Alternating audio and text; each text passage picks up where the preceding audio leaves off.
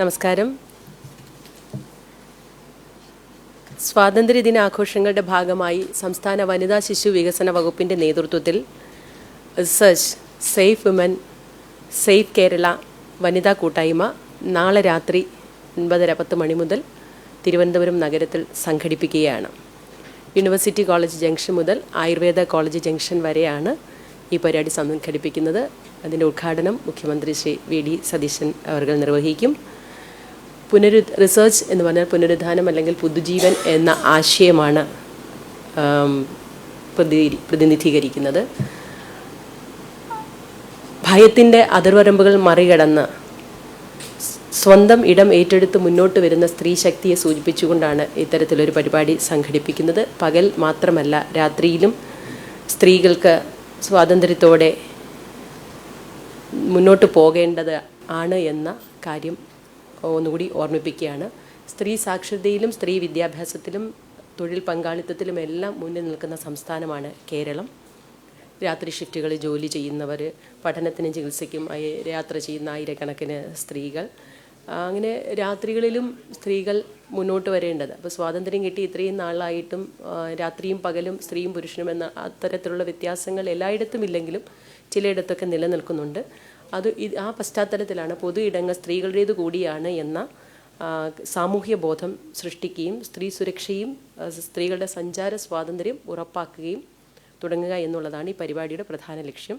സ്ത്രീ സുരക്ഷാ സംവിധാനങ്ങളെക്കുറിച്ച്, സർക്കാരിൻ്റെ സംവിധാനങ്ങളെക്കുറിച്ചുള്ള അവബോധം സൃഷ്ടിക്കാനുള്ള പരിപാടികൾ അവിടെ ഉണ്ടാകും.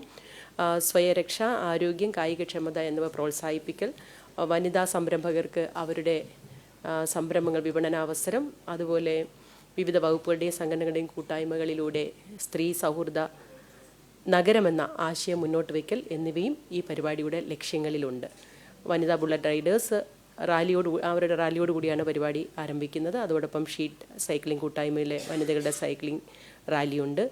പൂജപ്പുര 40 പെൺകുട്ടികളുടെ സ്കേറ്റിംഗ്, അങ്ങനെ വിവിധങ്ങളായ പരിപാടികളും പദ്ധതികളുമാണ് ഈ സമയത്ത് നടക്കുന്നത്. രാവിലെ വെളുപ്പിലെ 1 മണി വരെ ഈ പരിപാടി ഉണ്ടാകും. സ്ത്രീകൾക്ക് സ്വതന്ത്രമായി കടന്നു വന്ന് അവരുടെ കഴിവുകൾ പ്രകടിപ്പിക്കുവാനും അവരുടേതായ ഒരു ഇടം രാത്രിയിൽ. ഇത് ഒറ്റ ദിവസം കൊണ്ട് ഈ പരിപാടി, ഒരു രാത്രി സ്വാതന്ത്ര്യം കിട്ടിയത് അർദ്ധരാത്രിയിലാണ്. ആ അർദ്ധരാത്രിയിൽ ആ സ്വാതന്ത്ര്യം സ്ത്രീകൾക്ക് കൂടി ഉള്ളതാണ് എന്ന് ചിലയിടത്തെങ്കിലും ബോധ്യം ഇല്ലാതെന്ന് നമുക്ക് എല്ലാവർക്കും അറിയാം. ഒരു മാറ്റം ഉണ്ടാണ്. ഇതൊരു സർക്കാരിൻ്റെ തുടക്കമാണ്. സംസ്ഥാന വനിതാ ശിശു വികസന വകുപ്പ് വനിതാ നയവും ശിശു നയവും ഒക്കെ ഡ്രാഫ്റ്റ് ചെയ്തുകൊണ്ടിരിക്കുകയാണ്. ഒരു സ്ത്രീ പോലും ഒരിടത്തും ആക്രമിക്കപ്പെടരുത് എന്ന കൃത്യമായ ബോധ്യത്തോടു കൂടിയാണ് സംസ്ഥാനത്തെ വനിതാ വികസന വകുപ്പ് മുന്നോട്ട് പോകുന്നത്. ഉണ്ടാകുന്ന പരമാവധി പ്രശ്നങ്ങളും അത്തരം കാര്യങ്ങൾ ഉണ്ടാകാതിരിക്കാനുള്ള മുൻകരുതലും പ്രതിരോധ പ്രവർത്തനത്തിനും സർക്കാർ ആഗ്രഹിക്കുന്നുണ്ട്. ഒരു സമൂഹത്തെ സംബന്ധിച്ചിടത്തോളം അതിൻ്റെ ഉയർച്ച അല്ലെങ്കിൽ അതിനെ പരിഷ്കൃത സമൂഹം എന്ന് വിളിക്കണമെങ്കിൽ തീർച്ചയായും സ്ത്രീകളുടെ കൂടി സുരക്ഷിതത്വം ഉറപ്പുവരുത്തേണ്ടതായിട്ടുണ്ട്, കുഞ്ഞുങ്ങളുടെ സുരക്ഷിതത്വം ഉറപ്പുവരുത്തേണ്ടതായിട്ടുണ്ട്. ആ കാര്യങ്ങൾ പ്രതിജ്ഞാബദ്ധമായി മുന്നോട്ട് പോവുകയാണ്. ഈ പരിപാടിയിൽ നിങ്ങളുടെ എല്ലാവരുടെയും സഹകരണം ഉണ്ടാകണമെന്ന് വകുപ്പിന് വേണ്ടി അഭ്യർത്ഥിക്കുന്നു. വെളുപ്പിലെ 1 മണി വരെ. അല്ല, രാത്രി നമ്മളൊക്കെ അവിടെ പങ്കെടുക്കുന്ന എല്ലാ സ്ത്രീകളും സെലിബ്രിറ്റീസാണ് ഞങ്ങളെ സംബന്ധിച്ചിടത്തോളം. ഞങ്ങൾ പരമാവധി സ്ത്രീകളെ ക്ഷണിച്ചിട്ടുണ്ട്. എത്താൻ പറ്റുന്നവരൊക്കെ എത്തും. രാത്രി 9:30 വെന്യൂ നമ്മുടെ യൂണിവേഴ്സിറ്റി കോളേജിൻ്റെ ഫ്രണ്ടിൽ, നമ്മുടെ പാളയം മാർക്കറ്റിൻ്റെ ഇപ്പുറത്ത്. അവിടെ ഉദ്ഘാടനം നടക്കും. അത് കഴിഞ്ഞ് ഒരു ചെറിയ നടപ്പുമുണ്ട്.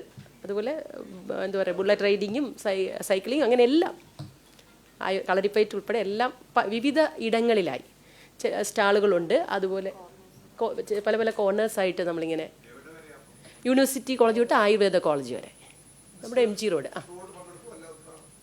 മൊത്തം പങ്കെടുക്കണമെന്നാണ് ആഗ്രഹം.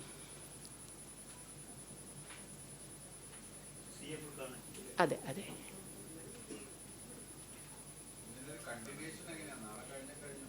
അല്ല, കണ്ടിന്യൂഷൻ ഇനിയും പരിപാടികൾ, അതാ ഞാൻ പറഞ്ഞത്, വനിതാ നയം നടപ്പാക്കാൻ പോവുകയാണ്. അതിൻ്റെ ഡ്രാഫ്റ്റായി.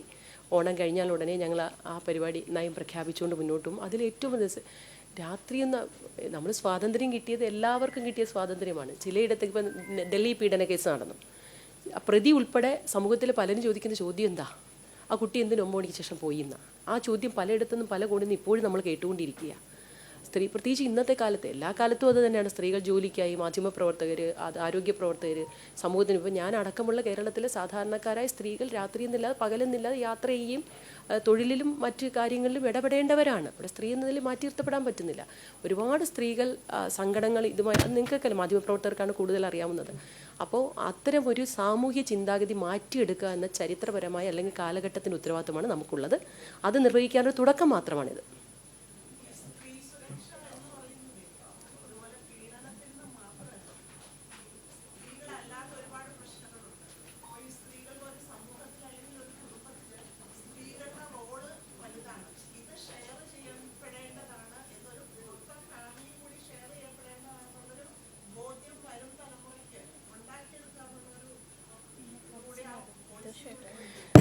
പ്രസക്തമായൊരു കാര്യമാണത്. നമ്മൾ ശ്രദ്ധിച്ചു നോക്കൂ, ഗാർഹിക പീഡനങ്ങളും അതിനെ തുടർന്നുള്ള മരണങ്ങളുമൊക്കെ കേരളത്തിൽ ആറ്റുകാല ഏറ്റവും അവസാനം റിപ്പോർട്ട് ചെയ്യപ്പെട്ട, അങ്ങനെ പലയിടത്തായി റിപ്പോർട്ട് ചെയ്യപ്പെടുന്നുണ്ട്. ഒന്ന് ഒരു സ്ത്രീധന പീഡനം അടക്കമുള്ള മറ്റ് പീഡനങ്ങൾ, ഗാർഹിക അതിക്രമങ്ങൾ, അതൊക്കെ ഒരു ഭാഗത്ത്. മറുഭാഗത്ത് ഇതാണ് ഏറ്റവും കൂടുതൽ കഷ്ടപ്പാടുള്ളൊരു ജീവിതം. പലരുടെയും ജീവിതത്തിൽ കഷ്ടപ്പാടുണ്ട്. ഒരു കഷ്ടപ്പാടുള്ള ജീവിതം എന്ന് വെച്ചാൽ എംപവേർഡ് വുമണാണ്. കുടുംബപരമായ ഉത്തരവാദിത്തങ്ങൾ അല്ലെങ്കിൽ സാമൂഹികപരമായ ഉത്തരവാദിത്തങ്ങൾ നിർവഹിക്കേണ്ടതായിട്ടുണ്ട്. ഒപ്പം തൊഴിൽപരമായ ഉത്തരവാദിത്തങ്ങൾ നിർവഹിക്കേണ്ടതുണ്ട്. ഇതെല്ലാം കൂടിയാണ്. അവിടെയാണ് ഷെയറിങ്ങിൻ്റെ ഈ ഗാർഹിക ഉത്തരവാദിത്തങ്ങൾ ഉൾപ്പെടെ സാമൂഹിക ഉത്തരവാദിത്തങ്ങൾ ഉൾപ്പെടെ എല്ലാവരും ഏറ്റെടുത്ത്, സ്ത്രീ പുരുഷ അല്ലെങ്കിൽ മറ്റ് ലിംഗഭേദം ഏതും ഇല്ലാതെ എല്ലാവരും ഏറ്റെടുക്കേണ്ടതാണ് എന്ന വലിയ അവബോധം സമൂഹത്തിൽ സൃഷ്ടിക്കേണ്ടതായിട്ടുണ്ട്. അതിനുള്ള പദ്ധതികളും പരിപാടികളും കൂടി വനിതാ നയത്തിൻ്റെ ഭാഗമായി ആവിഷ്കരിച്ച് നടപ്പിലാക്കുന്നുണ്ട്. കരടായി, പക്ഷേ അതിന് കൂടുതൽ ചർച്ചകളൊക്കെ നടത്തേണ്ടതായിട്ടുണ്ട്. എല്ലാ ബന്ധപ്പെട്ട വനിതാ സംഘടനകളും ഈ രംഗത്ത് പ്രവർത്തിക്കുന്ന എല്ലാവരുമായിട്ട് നിരന്തര ചർച്ചകൾ കൂടി നടത്തിയിട്ടേ തീരുമാനമെടുക്കുകയുള്ളൂ.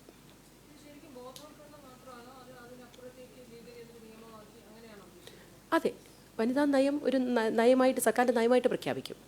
ഈ നമ്മളെല്ലാ കാര്യങ്ങളും, ഇപ്പോൾ നിയമം എപ്പോഴാണ് ലീഗൽ പ്രൊസീഡിങ്സ് നമുക്ക് ഇനിഷ്യേറ്റ് ചെയ്യാൻ കഴിയുന്നത് ഒരു കുറ്റകൃത്യം നടക്കുമ്പോൾ മാത്രമാണ്. ആ കുറ്റകൃത്യം നടക്കാതിരിക്കുക എന്ന സാമൂഹ്യ സാഹചര്യം സൃഷ്ടിക്കുക എന്നതുകൂടി നമുക്ക് ഉത്തരവാദിത്വമുണ്ട്. സമൂഹത്തിനും സർക്കാരിൻ്റെ ഉത്തരവാദിത്വമുണ്ട്. അതും കൂടി നിർവഹിച്ച് പോകണമെന്ന് ആഗ്രഹിക്കുന്നു. അത് ഉണ്ടല്ലോ, അത് തൊഴിൽ വകുപ്പിൻ്റെ നിയമത്തിലുണ്ട്. അതിന് ലേബർ കോഡ് അടക്കമുള്ള കാര്യങ്ങൾ, അത്തരം കാര്യങ്ങൾ നടക്കുന്നുണ്ട്.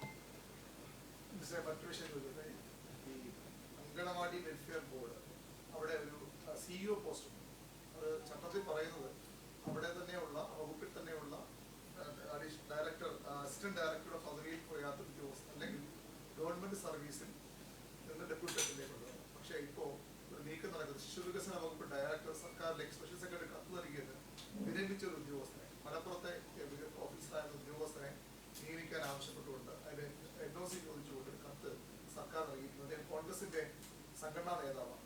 അദ്ദേഹത്തെ 1 ലക്ഷം രൂപയുടെ അടുത്ത് ശമ്പളത്തിൽ വീണ്ടും നിയമിക്കാൻ നീക്കം നടക്കുന്നത്. എൻ്റെ ശ്രദ്ധ, ഞങ്ങളുടെ ആരുടെയും ശ്രദ്ധയിൽ അല്ല, എൻ്റെ ശ്രദ്ധയിൽ അത് പെട്ടിട്ടില്ല. പരിശോധിക്കാം. അപ്പോൾ പരിശോധിക്കാം. നിയമത്തിനും ചട്ടത്തിനും വിരുദ്ധമായി ഒന്നും തന്നെ ചെയ്യുകയില്ല. പരിശോധിക്കാം. മറ്റൊന്നുമില്ലല്ലോ.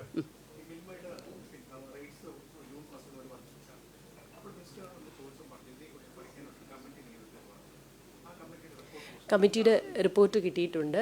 അത് അന്ന് ശരിക്കും ഒരു മിൽമയുടെ വില വർധനവ് ആ സാഹചര്യത്തിൽ അനിവാര്യമായിരുന്നു. ഞാൻ പറഞ്ഞല്ലോ, ഞങ്ങളുടെ ഗവൺമെൻറ് വരുന്നതിന് മുമ്പ് എടുത്ത തീരുമാനമാണെങ്കിൽ പോലും കർഷകരെ സഹായിക്കാൻ ആ 4 രൂപ വർദ്ധിപ്പിച്ചതിൽ 3.5 രൂപയും കർഷകർക്ക് തന്നെ കിട്ടുന്ന രീതിയിൽ തന്നെയാണ് സാധാരണ വില വർധന ഉണ്ടാകുമ്പോൾ അങ്ങനെ അല്ലായിരുന്നു. അതുകൊണ്ട് ആ വർധനവ് അപ്പോൾ അനിവാര്യമായിരുന്നു. പക്ഷേ എല്ലാ കാലത്തും നമുക്ക് പാലിൻ്റെ വില വർദ്ധിപ്പിച്ചുകൊണ്ട് മാത്രം ഇത് മുന്നോട്ട് പോകാൻ കഴിയുകയില്ല. അതുകൊണ്ട് മറ്റ് മാർഗങ്ങളിലൂടെ പാൽ ഉൽപ്പാദനം വർദ്ധിപ്പിക്കാനുള്ള നടപടികളാണ് വകുപ്പ് ചെയ്യുന്നത്. 3 വർഷത്തിനപ്പുറം 1 കോടി ലിറ്റർ പാല് ഉൽപ്പാദിപ്പിക്കുന്ന നിലയിലേക്ക് കേരളത്തെ സ്വയം പര്യാപ്തമാക്കുക എന്നുള്ളതാണ് സർക്കാരിൻ്റെ പ്രഖ്യാപിത നയമായി ഞങ്ങൾ മുന്നോട്ട് കൊണ്ടുപോകുന്നത്.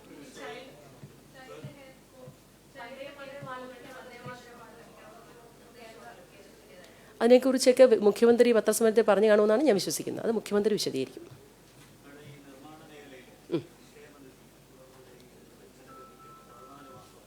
അതിൽ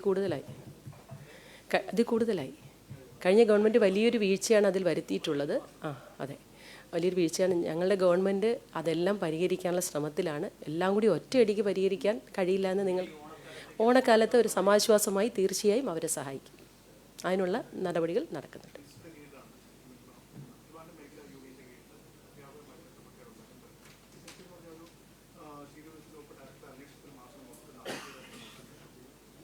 അത് എല്ലാം സമഗ്രമായൊരു അന്വേഷണം അത് സംബന്ധിച്ച് നടക്കുന്നു. വിവിധ വകുപ്പുകളുടെ ഏകോപനവും അത്തരം കാര്യത്തിലുണ്ട്.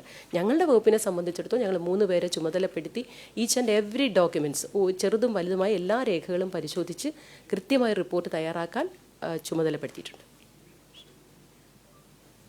മറ്റൊന്നുമില്ലല്ലോ. Thank you. കൂടുതൽ വാർത്തകൾക്ക് news 18 Keralam YouTube channel subscribe ചെയ്യുക.